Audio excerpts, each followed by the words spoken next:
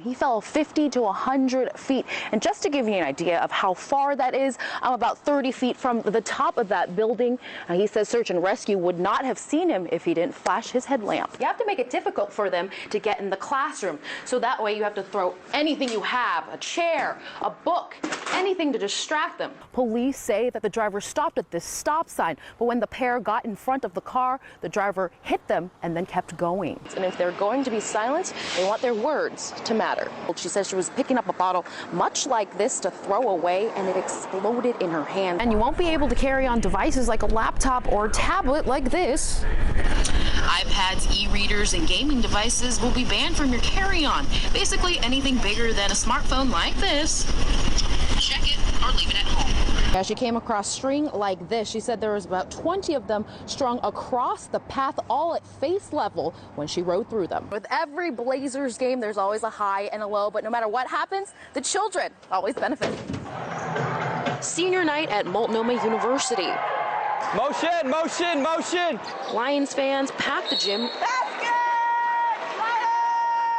for the game of the season. Get back, get back, get back, get back, get back! But no one on this team is keeping score. Get that stuff out of here! This is their real trophy. Good D, Gray! Woo! This night belongs to Anna Wakefield. How'd it go? See her on the floor and just the joy that she exudes is really contagious. The Lions' most valuable player is getting back on the court. No one thought it was going to happen again. I guess I'll just say I'm not surprised because Anna is one of the most competitive people I've ever met. She has one of the best drives of anyone I've ever met. Her coach and teammates have rooted for her every step of her recovery. Her continually defying the odds time and time again. Call it what it is. Yeah, she's a miracle. There's no doubt about that. So I'm very, very proud of her.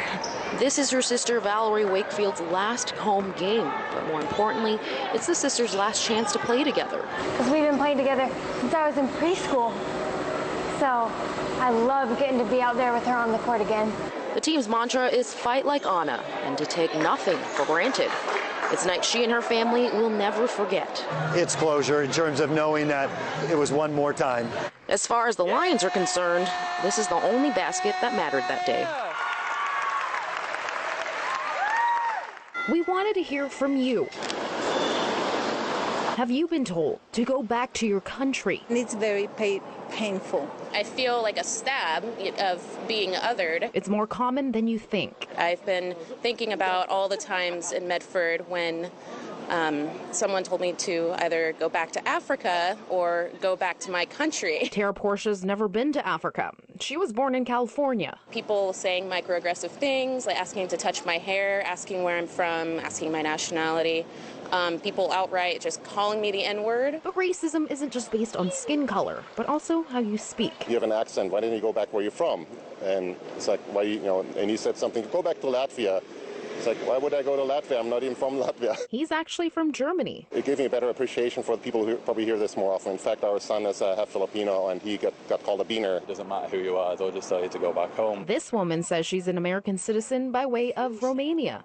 She tells me people even question her U.S.-born daughter's citizenship. They have future doctors and politicians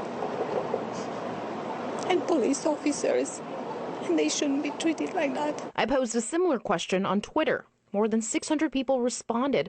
3 out of 5 people said no, but that's 40% who said yes. We have to have faith in America, the American ideals and the American values, and immigration is the bedrock foundation of that.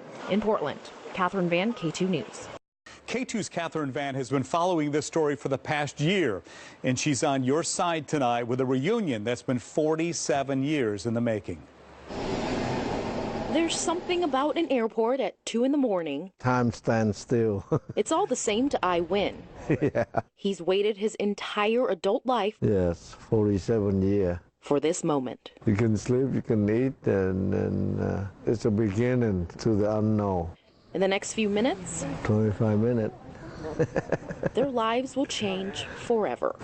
We first met I last November. He and his lawyer, Kim Lee, were in the process of petitioning for his 2 sisters to get to America legally.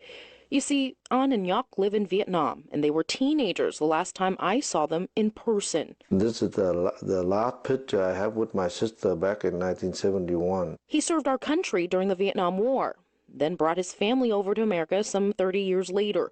But An and Ngoc had to legally stay behind because they were married.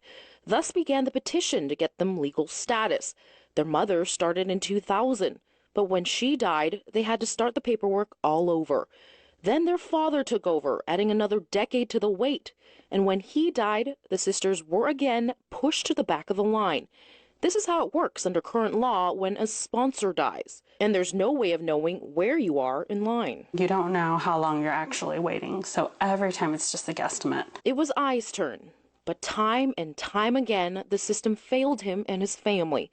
Our story gained Congresswoman Suzanne Bonamici's attention. So we helped pleading with immigration to reopen the case and let him step into the place where his father was in that long line. When we caught up with Ai in April, plans were in motion. Congresswoman Bonamici helped get Ai's sister's cases reopened. An and Ngoc were one step closer to reuniting with their brother on U.S. soil. I need to wear a name tag so they remember my name. Otherwise, they might not recognize me. All those years turned into months. Oh, they're here. Then turned into weeks, then hours. All that waiting boiled down to these final moments. And suddenly,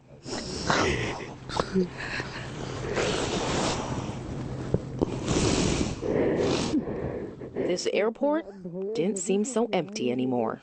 I don't believe it happened. And today it is happening. My sister